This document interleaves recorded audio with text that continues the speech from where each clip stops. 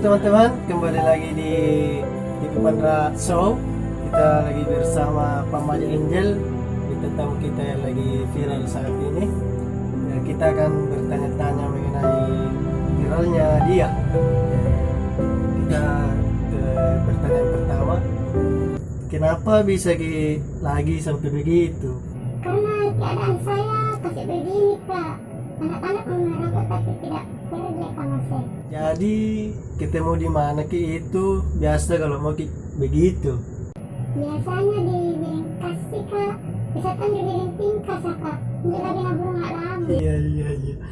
Jadi kena aja anjur di latihanan. Ini aja kami di pabaleku. Di pabalapan di bahasa dino. Biasa na kuino, di kuku gima, salam extra jos, jadi campur di situ saya dan supertus.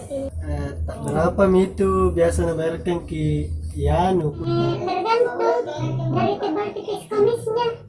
Kalau tebal kumisnya 1.000 ringgit. Kalau tipis kumisnya ringgit di kodong. Jadi tergantung tebal kumis. Iya, tergantung tebal kumis di. Teman-teman, sampai di sini saja perbincangan kita dengan Pamaja Angel. Semoga Pamaja Angel tenang-tenang di alam sana ya.